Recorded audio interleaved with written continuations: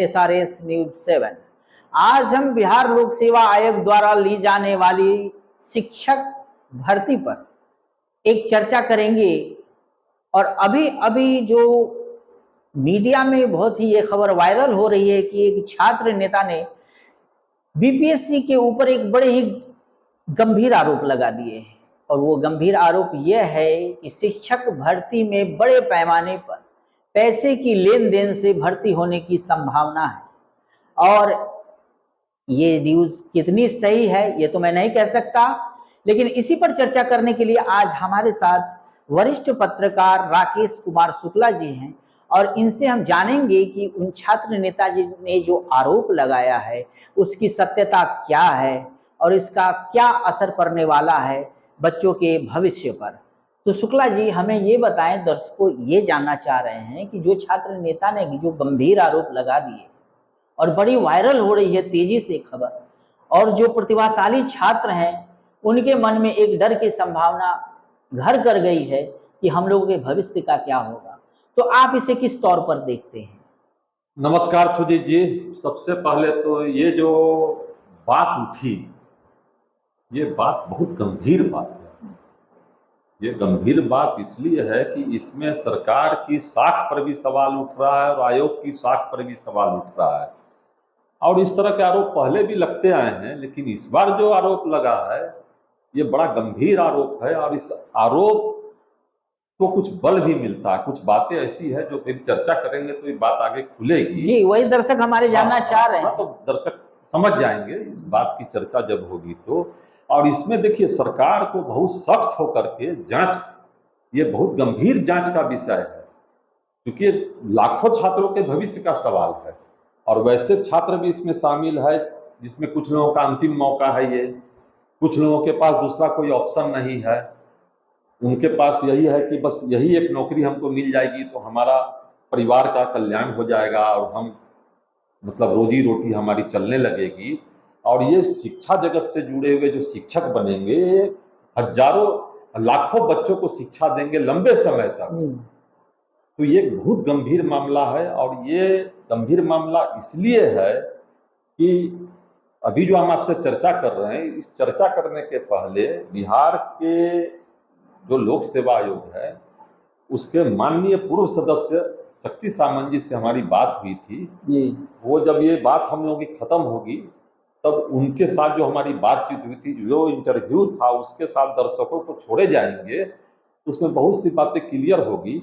लेकिन उनसे जो बातचीत हुई और जो छात्र नेता ने आरोप लगाया, जो वीडियो वायरल हो रहा है, उन दोनों बातों को देखने के बाद, मैंने दोनों बातों को देखने सुनने समझने के बाद जो मेरे समझ में जो बात आई है कि इसमें संभावना तो है गड़बड़ी होने की। तो किन किन बिंदुओं पर आप गड़बड़ी की संभावनाओं को देख पा रहे हैं, देखिए वो जरा दर्शकों को बताएं। देखिए सबसे पहले तो इसमें सबसे बड़ी गड़बड़ी की बात यहाँ आ रही है कि हमने जो बातचीत की उस बातचीत में भी वही चर्चा हुई थी। जी। उसमें एक बात निकल करके जो सामने में आई कि बिहार के मुख्यमंत्री ने बीपीएससी लोक सेवा आयोग जो है उसका स्थापना दिवस, उसके स्थापना दिवस में एक समारोह हुआ था। अभी बीते दिनों में हुआ है ये सब। उसमें नीतीश कुमार जी भी आए थे, बहुत गण्यमान्य लोग आए थे। वहां पर नीतीश कुमार जी ने बात करते के क्रम में आयोग के सदस्यों की तरफ घूम करके, ऐसे जैसे मैं अभी आपकी तरफ घूम रहा हूं, कहा था कि देखिए हमारा आयोग बिल्कुल साफ सुथरा है, आयोग में कहीं कोई गड़बड़ी नहीं है, जो गड़बड़ी है वो सेंटर में गड़बड़ी है। सेंटर में गड़बड़ी हुई, आयोग की तरफ से कोई गड़बड़ी नहीं हुई। लेकिन बात करते करते उन्होंने आयोग के सदस्यों को ये भी कह दिया कि लड़के तो अच्छा नंबर लाते हैं, पास कर जाते हैं, अच्छा नंबर ले आते हैं, आप लोग नंबर क्यों कम देते हैं, जो मुख्यमंत्री का अंदाज है बोलने का। वो इंटरव्यू मैंने देखा था उनका ये वक्तव्य। वो साक्षात्कार के संबंध में इशारा कर रहे थे जी। और उसमें लोक सेवा, देखिए उसके बाद की भी बात मैं आपको बता दूं कि लोक सेवा आयोग के जो अध्यक्ष हैं अतुल प्रसाद, उन्होंने भी एक बार एक साक्षात्कार में कहा था कि यदि 30 पर इस बात के बाद कि 30 पर माने 30 नंबर से कम या 80 नंबर से ज्यादा किसी भी छात्र को अगर नंबर आता है हाँ 30% से कम और 80% से ज्यादा, तो फिर आयोग के जो सदस्य हैं उनको एक्सप्लेनेशन देनी होगी, ऐसी बातें हैं। जी जी एक्सप्लेनेशन जी उनको देना होगा। जी। तो फिर आयोग के जो सदस्य हैं वो क्यों अपना गर्दन फंसाएंगे, क्यों जवाब देंगे वो? हाँ ये तो संभावना बनती है। अब आप इस खेल को समझिए, नीतीश कुमार जी ने जो कहा, जी जी। आप इस बात को समझिए कि आप नंबर कम क्यों देते हैं।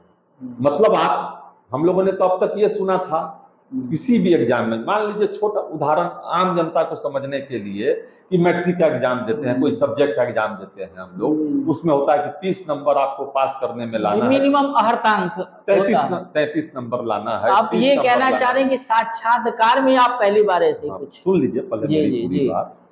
30 नंबर लाना है या 33 नंबर लाना है, ये पास होने के लिए फिक्स है। कहीं हमने आज तक ये नहीं सुना पूरे देश में कि किसी आयोग ने, माने आयोग की तरफ से हुआ हो कि आपको इतना नंबर मिनिमम देना ही देना है। अगर मान लीजिए साक्षात्कार में, हाँ, अगर मान लीजिए आपको लगता है कि हमारे सेंटर में गड़बड़ी है, तो आप सेंटर को दुरुस्त कीजिए, इंटरव्यू को समाप्त कर दीजिए। लेकिन जब आप कह रहे हैं कि सेंटर में गड़बड़ी है, तो फिर आप यहाँ ऐसा निर्देश क्यों दे रहे हैं? जो इसका मतलब जो इंटेलिजेंट छात्र हैं, जो अच्छा लिखते हैं, अच्छा काम करके आते हैं, जो गलत करके आए, मैनेज करके आए, जो मैंने मैनेज करके आए, किसी तरह पहुंच गए इंटरव्यू के दरवाजे तक, वहां तो अच्छा नंबर मिला। जी जी। और आयोग में भी फिक्स है कि 35 नंबर 33 नंबर फिक्स इनको देना ही देना है, तो वो तो उनका तो चयन हो जाएगा। लेकिन जो इंटेलिजेंट छात्र हैं, जिन्होंने सेंटर को मैनेज नहीं किया है, तो सेंटर से उनको कम नंबर मिला, और यहाँ से अगर उनको 33-35 नंबर जो भी फिक्स है वो मिलता है, तो वो तो रह जाते हैं ना। ये देखिए बहुत बड़ा गंभीर विषय है और बहुत गंभीर सवाल है, और ये सरकार की साख पर भी सवाल है, और ये बिहार स्तर की बात नहीं है, ये पूरे देश के स्तर पर ये छीछा लेदर होगा। क्या नीतीश कुमार ने अपने खास लोगों को ऑब्लाइज करने के लिए या अपने कुछ लोगों को ऑब्लाइज करने के लिए मैंने अप्रत्यक्ष रूप से ऐसा एक आदेश दे दिया, भरी सभा में दिया? ऐसा नहीं कि मैं कोई आरोप लगा रहा हूं नीतीश कुमार जी पर, माननीय मुख्यमंत्री जी हैं वो, लेकिन उनका एक अधिकारी की तरफ घूम के कुछ कह देना, ये अपने आप में बहुत बड़ी बात है। तो ये समझना होगा। और इस जो अभी मैंने जो आपको बात कही, इस बात की पुष्टि के लिए माननीय शक्ति सामंत जी जो पूर्व सदस्य थे लोकसभा के, उनका जो इंटरव्यू उसके साथ छोड़े जाते हैं, उनको देखेंगे तो बहुत कुछ क्लियर हो जाएगा। इन दिनों बिहार में एक बहुत ज्यादा खबर वायरल हो रही है। एक छात्र नेता ने आरोप लगाया है कि बीपीएससी के द्वारा जो शिक्षक की बहाली हो रही है उसमें पैसे का खेल हो रहा है, और 4 से 5 लाख रुपए का खेल है इसमें। और OMR सीट जो आंसर सीट है उसको खाली भेजने की बात है कि आयोग में खाली भेज देना है, और वहां उसके जो बिचौलिए हैं, जो उसके दलाल लोग हैं, वो उसको भरेंगे, और उनका जब ज्वाइनिंग होगी तब वो पैसा का भुगतान करेंगे। यह आरोप हम लोग नहीं लगा रहे हैं, एक छात्र नेता ने आरोप लगाया है, उसका वीडियो बहुत ज्यादा वायरल हो रहा है। और इन सब बातों में आयोग में क्या इस तरह का खेल होता है, क्या ऐसा हो सकता है, या पहले कभी ऐसा हुआ है? इन सब बातों पर जानकारी लेने के लिए आज संयोग से बिहार लोक सेवा आयोग के पूर्व सदस्य माननीय शक्ति सामंत जी हमारे साथ उपस्थित हैं। हम इनसे जानने का प्रयास करेंगे कि आखिर ये क्या खेल है जो वीडियो वायरल हो रहा है, उसमें क्या सच्चाई है और क्या ऐसा हो सकता है क्या? देखिए, मैं शुक्ला जी आपको इस विषय पे ये बताना चाहूँगा कि ऐसा तो संभव है नहीं, जी।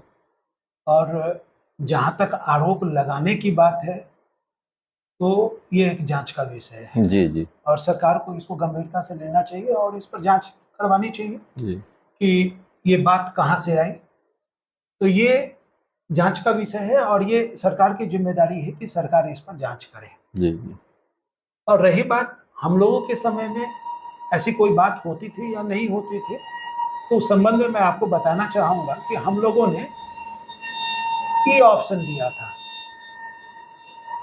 और ये ऑप्शन इसीलिए दिया गया था, उसका 2 कारण था। एक कि लिटिगेशन जो है वो ज्यादा ना हो, उसको रोकने जी। के लिए ये ऑप्शन दिया गया था। और दूसरा कि आयोग के ऊपर जो इस प्रकार का, जिस आरोप की अभी आप बात कर रहे हैं, इस जी, प्रकार जी। का जो आरोप लगता है वो आयोग के ऊपर वो आरोप ना लगे। जी। वो एकदम निष्पक्ष रूप से स्टूडेंट सारे क्वेश्चन को जी। फिल करे। हम्म। अगर एक भी क्वेश्चन उनका छूट गया तो उसको रद्द माना जाएगा। ये ऐसा हम लोगों ने ये सोच करके किया था कि वो लोग जो कभी सेंटर को मैनेज करने की बात करते हैं या ऐसा जो बात अभी आप कर रहे जी, हैं जी। वो ना हो, इस कारण ये 5 ऑप्शन रखा गया था। निगेटिव मार्किंग की जहां तक बात है, निगेटिव मार्किंग में एक संभावना तो है, और संभावना ये है कि आपको अगर प्रश्न आपको अब श्योर नहीं है तो आप उसको छोड़ दें, हाँ। है ना? जी, जी। तो यहां पर एक रास्ता तो बनता है। तो हम वैसे किसी भी काम में, हमारे समय में भी ये बातें हुई थी निगेटिव मार्किंग का, अच्छा। और उस पे तो मैं उसका विरोधी था। हम्म। मैंने डिसेंट नोट भी उस पर दिया था जी। कि भाई इसमें कोई वाइल्ड गेस और इंटेलिजेंट गेस करने वाले कैंडिडेट का पता नहीं चलता है जी। कि कौन कैंडिडेट वाइल्ड गेस कर रहा है, कौन कैंडिडेट इंटेलिजेंट गेस कर रहा है। तो निगेटिव मार्किंग का कोई फायदा है नहीं मेरे अनुसार, ये मेरा सोचना था जी, जी। कि कोई फायदा है नहीं, इसे स्टूडेंट्स को बिना बात का स्ट्रेस देना है। हम्म। और वो जो 5 ऑप्शन रखा गया था, उस 5 ऑप्शन के पीछे यही चीज था कि निष्पक्ष और ट्रांसपेरेंट तरीके से हम्म। स्टूडेंट्स जो है वो एग्जाम दे और उनको इस बात का विश्वास हो कि भाई कॉपी जो जा रहा है वहां पर वो पूरी तरीके से भरा हुआ होना चाहिए और आयोग तभी उसको एक्सेप्ट करे। यहाँ पर तो छोड़ने की बात है, तो इस प्रकार के आरोप लगने की आपने संभावना छोड़ दी है। हम्म। तो वैसा कोई भी काम जिससे कोई विवाद उत्पन्न हो, हम्म। अगर हम किसी महत्वपूर्ण इंस्टीट्यूशन से जुड़े हुए हैं जी। तो हमको वो काम करना ही नहीं चाहिए जिससे कि कोई विवाद उत्पन्न हो। मेरा मूल सवाल शक्ति जी ये था कि क्या ऐसा खेल हो सकता है, क्या इसमें सच्चाई है? माने देखिए, मैं ये जो पहले आरोप जो नहीं, मैं आपको पहले ही बोला कि ये जांच का विषय है और जी। ये सरकार के पेरीफेरी में आता है, हम्म। और इस पर जवाब देने के लिए मैं अधिकृत तो हूं नहीं। नहीं, नहीं, ठीक नंबर बात 1। है। नंबर 2, मैं ये बताया कि आप ऐसा कोई काम न करें जिससे कि संभावना हो, जी, जी। है ना? तो उन संभावनाओं से बचना है ना। निगेटिव मार्किंग में आपने क्या किया कि उन संभावनाओं को आपने पैदा किया जी, कि आप कॉपी छोड़ के, खाली छोड़ के आप, अगर मुझे नहीं आएगा जी, जी। आंसर तो मैं खाली छोड़ूंगा, हम्म। क्योंकि निगेटिव मार्किंग में तो मेरा मार्क्स जो है वो कटेगा, जी। है ना? अगर निगेटिव मार्किंग अगर नहीं होता तो हाँ। आप कॉपी खाली छोड़ करके, ओएमआर शीट खाली छोड़ के आप जी, नहीं आते। जी, जी। आपको तो कोई ना कोई आंसर ई में से, ए से ई तक कोई ना कोई आंसर आपको करना ही था, करना ही था। हाँ। और यहां पर तो छोड़ने की संभावना। तो मेरा ये कहना है कि ऐसा कोई भी चीज जो विवाद पैदा करे, उस काम को खास करके वैसे इंस्टीट्यूशन को या ऑर्गेनाइजेशन के लोगों को नहीं करना चाहिए जिससे कि विवाद उत्पन्न हो, जिससे कोई भी शंका या कोई भी किसी भी प्रकार का आरोप लगने की संभावना भी उत्पन्न हो। ये काम नहीं होना चाहिए। ये मैं शुरू से इसके पक्ष में था, जी, और यही कारण था कि 6 वर्ष का जो मेरा कार्यकाल था, उस कार्यकाल में मैं अपने घर के रिलेटिव से भी न के बराबर मिला। अच्छा। और अभी आप देख लीजिए, माननीय मुख्यमंत्री जी का जब बीपीएससी के स्थापना दिवस में माननीय मुख्यमंत्री जी भी थे और मैं भी वहां, मुझे भी इनवाइट किया गया था, जी, तो मुझे जी, भी वहां जाने का अवसर मिला। मुख्यमंत्री जी बोल रहे थे जी। कि सेंटर, खास करके क्वेश्चन जो लीक हुआ था उसके संबंध में बोल रहे थे कि सेंटर जो था, उस सेंटर से गड़बड़ी हुई है, आयोग की कोई गलती नहीं। उनको ये फीडबैक दिया गया। जी, अगर हम माननीय मुख्यमंत्री जी की इस बात को मान लें जी। कि गड़बड़ी सेंटर में है, तो हमको ये भी मानना पड़ेगा कि सेंटर में गड़बड़ी है तो वो लोग अगर मेंस का आंसर अगर करते होंगे तो कॉपी जो है वो काफी बढ़िया से लिख कर करके आयोग पहुंचाते होंगे। जी, जी, और बिल्कुल। आयोग में जो कॉपी जांच करने वाला है वो तो सीधा कॉपी को देखता है, जांच करता है, जी। अच्छा कॉपी लिखा होगा, अच्छा मार्क्स मिलेगा। हाँ। लेकिन वो बच्चे जिनको अच्छा मार्क्स मिला, जिन्होंने सेंटर को मैनेज किया, वो अगर इंटरव्यू में आएंगे तो वो बच्चे तो परफॉर्म नहीं कर पाएंगे। वैसे स्थिति में माननीय मुख्यमंत्री जी के द्वारा ये बोल देना कि कम से कम मिनिमम मार्क्स मिलना चाहिए, ये मुझे कुछ अजीब मुझे लगा, क्योंकि मुझे दोनों बातों में एक कंट्राडिक्शन लग रहा है। एक तरफ आप अगर मान रहे हैं कि सेंटर जो है वो मैनेज हो रहा है, जी, जी, जी। और दूसरी तरफ आप बोल रहे कि इंटरव्यू में कोई आदमी मेंस में अच्छा नंबर ला रहा है, तो आप लोग इंटरव्यू में इतना कम नंबर क्यों देते हैं? देते हैं? तो आपको तो ये बात समझना होगा कि अगर सेंटर मैनेज है तो वैसे लोग भी आ रहे हैं जिनको नहीं आना नहीं चाहिए आना इंटरव्यू चाहिए। में, जी जी। वो भी आ रहे हैं। उनको अगर मिनिमम मार्क्स दे दिया गया तो वो अंदर आ जाएंगे और अच्छे बच्चे छूट जाएंगे, जी है ना। क्योंकि हमारे इंटेलिजेंस का एक सीमा है, हम जी। उस सीमा तक कर सकते हैं, लेकिन चोरी की तो कोई सीमा नहीं, कोई सीमा नहीं है। सेंटर मैनेज करने की तो कोई सीमा नहीं है। आप 150 में 146 मार सकते हैं, लेकिन एक बच्चा बहुत मेहनत करके कि 105, 110 ही 115 ही बना सकता है। हाँ, तो इंटेलिजेंस की एक सीमा है, लेकिन चोरी की तो कोई सीमा नहीं है। कोई सीमा नहीं। तो ये अंतर तो कम से कम हमको समझना पड़ेगा। अगर हम इस बात को एक्सेप्ट करते हैं कि सेंटर मैनेज होता है, तो हमको ये भी एक्सेप्ट करना पड़ेगा कि इंटरव्यू में जो नंबर कम दिया जा रहा है उसके पीछे कुछ न कुछ रीजन है। हाँ, नंबर वन, जी। यानी कि मुख्यमंत्री जी को जो फीडबैक दिया गया वो फीडबैक गलत दिया गया, सही नहीं था जी। और इसके इस दोनों बात में जो कंट्राडिक्शन है उसको मुख्यमंत्री जी समझ नहीं पाए, या फिर उनको बताया नहीं गया, या फिर इसके पीछे क्या है वो बात तो लोग जाने, क्योंकि बड़े लोग हैं, बड़ी बात है। तो ये सबको मिल करके ये तय करना पड़ेगा। क्योंकि 6 साल मैं वहां रहा तो मुझे इस बात से तो मैं जरूर आहत होता हूं जबकि इस प्रकार का कोई भी आरोप लगता है, क्योंकि लोग मेरे तरफ भी देखते हैं, मुझसे भी प्रश्न किया जाता है। कई बार तो मैं इससे बचने का प्रयास करता हूं, लेकिन आज आप आ गए तो मुझे लगा कि नहीं, ये एक इशू है, गंभीर मुद्दा है और इस मुद्दा पे बोलना चाहिए। ये गंभीर मुद्दा इसलिए है कि सरकार की साख पर भी सवाल है और बीपीएससी आयोग के साख पर भी सवाल है। नहीं, अब तो ये जांच का विषय है और मुझे लगता है कि काफी कॉम्पिटेंट लोग वहां पे हैं। जी जी जी। और उन लोग शायद इसके गंभीरता को और इसके इन चीजों को शायद समझ रहे भी हों या नहीं भी समझ रहे हों, लेकिन इस इंटरव्यू के बाद हो सकता है कि वो सतर्क हो जाए। जी जी जी। मैंने तो पहले भी सलाह दी थी कि जो क्वेश्चन होना चाहिए उसका एक लेवल होना चाहिए जी। जब क्वेश्चन का लेवल होगा तो वैसे स्थिति में बीपीएससी का क्वेश्चन आप देख लीजिए 2-4 वर्षों का, आपको ऐसा लगेगा जैसे कि ये 5th और 6th क्लास का है। जी। अगर आप किसी कॉन्वेंट स्कूल के अगर आप क्वेश्चन पेपर को देखें और बीपीएससी के क्वेश्चन पेपर को आप देखें तो आपको लगेगा कि उस स्कूल का 5th क्लास के बच्चों का क्वेश्चन थोड़ा सा ज्यादा टफ है बीपीएससी के क्वेश्चन की तुलना में। तो मैं ये मानता हूं कि आप जिस बच्चे को आता है वो आधे घंटे में 1 घंटे में कर देगा, फिर 1 घंटा वो क्या करेगा, वो तो इससे चोरी की संभावना बनती है। और मैं हमेशा इसका विरोध में मैं रहा हूं। मेरा मानना है कि क्वेश्चन का एक लेवल होना चाहिए और इस लेवल का फायदा, दूसरा फायदा हमें ये होता है कि जो कोई भी सेंटर मैनेज करते हैं उनके पास समय नहीं होगा उन चीजों को ढूंढने का और उन चोरी को अंजाम देने का। आपका जो पीरियड था, आप जब तक सदस्य रहे वहां और अब का जो पीरियड चल रहा है, उन दोनों में आप क्या अंतर पा रहे हैं? नहीं, मैं तो चूंकि अभी के बारे में तो मैं कुछ भी नहीं जानता हूँ जी। नहीं, अभी जो नेताजी आरोप लगा रहे हैं, छात्रता वीडियो वायरल भी हो रहा है। नहीं, जांच का विषय है, मैं तो जांच का विषय है, ठीक है, सरकार गंभीरता, लेकिन आपने भी उस वीडियो को देखा होगा तो आपके मैं अभी वीडियो देखा नहीं हूँ। जी जी जी। लेकिन मैं आपसे ही इस प्रश्न को सुन रहा हूँ, सुनने के बाद मुझे अच्छा तो नहीं लग रहा है, लेकिन मैं जरूर जानता हूँ कि आयोग में जो लोग हैं वो काफी कॉम्पिटेंट लोग हैं, अच्छे लोग हैं। लेकिन अगर इस प्रकार का कोई भी आरोप अगर लगता हो तो सरकार को इस पर गंभीरता पूर्वक जांच करनी चाहिए और सख्त से सख्त इस पर जो है दंड दिया जाना चाहिए और कार्रवाई करनी चाहिए। बच्चों के भविष्य का सवाल है। जी जी। और आप टीचर बहाली करने जा रहे हैं, वो टीचर 30 साल तक लोगों को पढ़ाए, आप सोच लीजिए कि कैसा जनरेशन तैयार होगा आपका, और यही चीज मीनिंगफुल है। तो इस विषय पे तो मैं इतना ही बोल सकता हूँ, रेस्ट तो सरकार के यहाँ। जी जी जी, बहुत बहुत धन्यवाद शक्ति सामंत जी।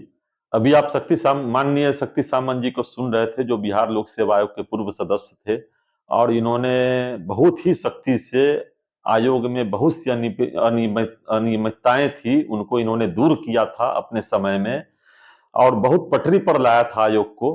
और बिहार में जो लोकसभा आयोग का जो परचम लहराया इनके समय में, उसका नाम लोग आज भी लेते हैं। और बहुत सी अभी जो गंभीर मुद्दा जो उठ रहा है, वायरल हो रहा है वीडियो, जिसमें नेताजी आरोप लगा रहे हैं कि शिक्षक बहाली में पैसों का खेल हो रहा है और OMR सीट को खाली बीपीएससी में भेज देना और वहीं सब कुछ सेटिंग होगा। तो उस विषय पर हमने इनसे बात की और इन्होंने बहुत सी बात जानकारी दी और मुझको लगता है कि बहुत अच्छी जानकारी रही इनकी। बहुत बहुत धन्यवाद आपका। तो अभी आपने बिहार शिक्षक बहाली के ऊपर राकेश कुमार शुक्ला जी के विचारों को सुना और उसके बाद आपने बिहार लोक सेवा आयोग के पूर्व सदस्य माननीय श्री शक्ति सामंत जी के बेबाक विचारों को भी सुना है।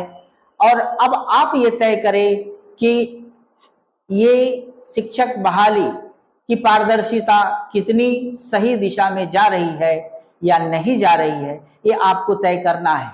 इसी तरह की खबरों के लिए देखते रहिए SRS News 7। बहुत बहुत धन्यवाद।